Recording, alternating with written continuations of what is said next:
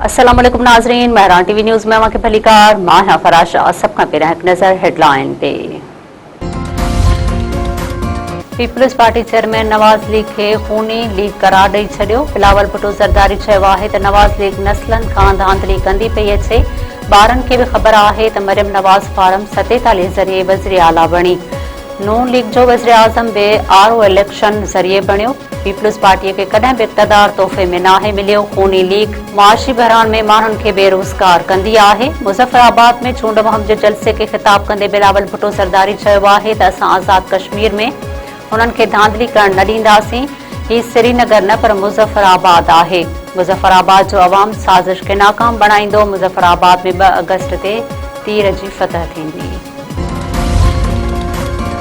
अॻूणे वज़ीर आज़म ऐं पीपल्स पार्टी अॻवान राजा परवेज़ अशरफ चयो आहे त आज़ाद कश्मीर में बैलेट बॉक्स साड़िया विया। चूंडुनि में असां सां नाइंसाफ़ी थी आहे। माण्हुनि खे मारियो वियो। वोटरनि खे पोलिंग स्टेशन मां ॿाहिरि कढियो वियो।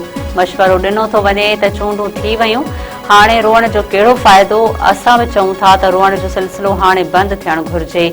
इस्लामाबाद में प्रेस कॉन्फ्रेंस कंदे राजा परवेज़ अशरफ चयो आहे त असां धांधलीअ जा सबूत सभिनी जे साम्हूं रखण था चाहियूं। चीफ इलेक्शन कमिश्नर सबूतनि खे साम्हूं रखी फ़ैसिलो करे। सिंध जे सीनियर वज़ीर शर्जील मेमण चयो आहे त पंजाब में मैंडेट चोरी करे हुकूमत ठाही वई। वज़ीर आला पंजाब फारम 47 तहत वॾ वज़ारत ते वेठल आहे। नवाज़ लीग आज़ाद कश्मीर में बि धांधलीअ सां इक़्तिदार में अचणु चाहे थी। नवाज़ लीग ऐं डिक्टेटर जी सोच में को बि फ़र्क़ु नाहे। इस्लामाबाद में प्रेस कॉन्फ्रेंस कंदे शर्जील मेमण चयो आहे त पंजाब में डिक्टेटरशिप क़ाइमु आहे। माण्हुनि खे ॻाल्हाइणु नथो ॾिनो वञे।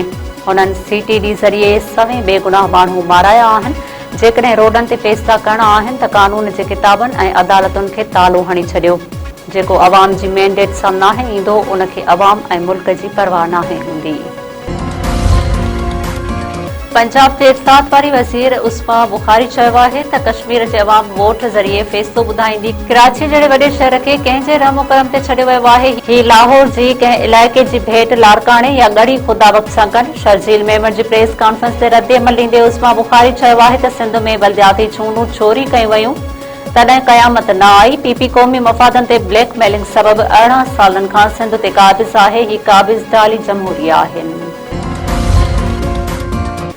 सवात में पुलिस ऐं CTD जो ऑपरेशन 4 ख़ारिजी मारिजी विया। केतिरा ई ज़ख़्मी। सिक्योरिटी ज़रियनि मूजिबि पुलिस राशिद सरजी स्ट्रेटजिक पॉइंट जो कंट्रोल संभाले वरितो। दहशतगर्दनि सां मुक़ाबले में एलिट फोर्स जो कांस्टेबल गुलफाम शहीद। ज़रियनि मूजिबि चइनि ख़ारिजी दहशतगर्दनि हिक घर में पनाह वठी घरवादियुनि खे ढाल बणायो। ऑपरेशन में 4 ई ख़ारिजी मारिजी विया।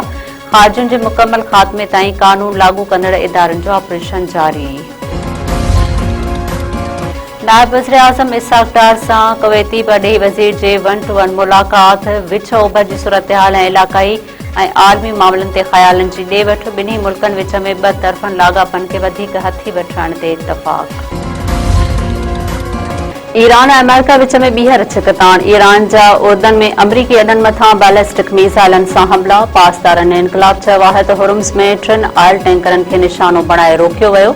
अमरीकी फ़ौज पारां उर्दन में फायर कयल ईरानी मिसाइल तबाह करण जी दावा। अमरीकी ऐं सऊदी फ़ौज पारां इराक़ी वेढ़ाकनि मथां हमला। कार्रवाई सऊदी अरब जे तेल ज़ख़ीरनि मथां ड्रोन हमलनि जो जवाब करार। ईरान जे हिमायती ग्रुप हशदुल शौबी जो चवणु आहे त सॼे इराक़ में हेडक्वार्टरनि मथां हमला कया विया। केतिरा ई माण्हू मारिजी विया आहिनि। ईरान जा नायब परॾेही वज़ीर काज़िम ग़रीब आबादी चयो आहे त ओमान खे हुर्मुज़ खोलण लाइ आर्ज़ी इंतज़ाम जी तजवीज़ ॾिनी आहे, जंहिं तहत सामुंडी ट्रैफ़िक ईरानी पाणियुनि मां गुज़रंदी। ॿिए तरफ़ जो कुझु हिसो ईरानी हदुनि में हूंदो। काज़िम ग़रीब आबादी जो चवणु आहे त इमरान जे बराबरि ट्रांज़िट रूट्स जी तजवीज़ रद्द करे छॾी आहे। जेकॾहिं अमान ईरान जी तजवीज़ रद्द कई त हुर्मुज़ बंदि रहंदो। हुर्मुज़ में ॾाखिणियो रस्तो इस्लामाबाद मफ़ाहमती याददाश्त जी भञकड़ी आहे। वज़ीर आला सिंध सां अमेरिका जे आला कारोबारी वफ़द जी मुलाक़ात। अमरीकी सीड़पकारी कारोबारी शख़्सियतूं ऐं SIFC जा नुमाइंदा शरीक। मुराद अली शाह चयो आहे त तवानाई टेक्नोलॉजी ऐं इंफ्रास्ट्रक्चर में सीड़पकारी जा मुखिया मौजूद आहिनि। सीड़पकारनि खे शफ़ाफ़ ऐं मुस्तहकम माहौल फ़राहम करण लाइ पुरअज़म आहियूं। गवर्नर सिंध निहाल हाशमी चयो आहे त नवाज़ शरीफ़ जेतिरी मोहबत कश्मीर सां करे थो एतिरी कश्मीर सां करे थो।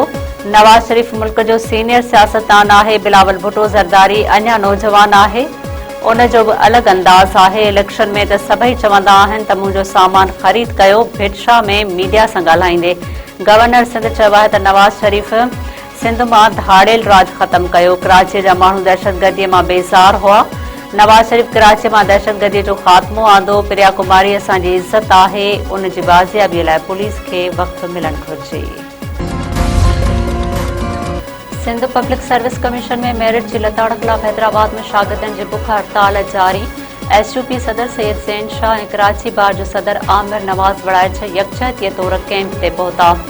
सैयद ज़ैन शाह चयो आहे त सिंध पब्लिक सर्विस कमीशन जो इदारो करप्शन जे बर चढ़ी वियो आहे। जाली मैंडेट सां हुकूमतूं आणे इदारनि खे कमज़ोर कयो पियो वञे। SPSC में बेज़ाब्तगियुनि जी शफ़ाफ़ जांच कराए मुतासिर उम्मीदवारनि सां इंसाफ़ कयो वञे। कराची बार जे सदर आमिर नवाज़ वड़ाइच चुतारींदे चयो आहे त जेकॾहिं 2 अगस्त ताईं SPSC चेयरमैन ऐं मेंबर हटाया न विया त हैदराबाद बाईपास ते धरणो खंयो वेंदो। इस्लामाबाद समेत पंजाब जे मुख़्तलिफ़ इलाइक़नि में तूफ़ानी बरसात। लाहौर, गुजरांवाला ऐं ॿियनि इलाइक़नि में तेज़ बसकारो। रोडनि रस्तनि ते पाणी पइजी वियो। मुख़्तलिफ़ इलाइक़नि में केतिरा ई फीडर ट्रिप। बिजलीअ जी फ़राहमी मुअत्तिल। मौसमियात खाते पारां 31 जुलाई खां 2 अगस्त खां सिंध में बरसातुनि जी अॻकथी। कराची, हैदराबाद, मीरपुर ख़ास, सखर ऐं ॿियनि इलाइक़नि में बि तेज़ बसकारे जो इम्कान। शाइरनि जे सरताज हज़रत शाह अब्दुल लतीफ़ पिटाईअ जो 283 उर्स शुरू। गवर्नर सिंध निहाल हाशमी मज़ार ते चादर चाढ़े तक़रीबुनि जो इफ़्तिताह कयो। सिंध जी कुंड कुड़च मां लखें पांधीअड़ा भिटशा पहुची विया। अॼु सुघड़ कचहरी, घोड़नि जी ड्रोड़ ऐं मल जा मुक़ाबला थींदा। सिक्योरिटी जा सख़्त इंतज़ाम।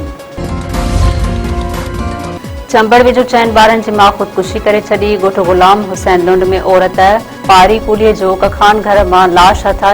मुबैना अपराध कंदड़ औरत जे मुड़ुस चयो आहे त कुझु ॾींहं अॻु 4 वरनि जी धीउ फ़ौत थी वई हुई, जंहिं बाद घर वारी परेशान रहंदी हुई। सदमे में हुन इंतहाई क़दम खंयो आहे।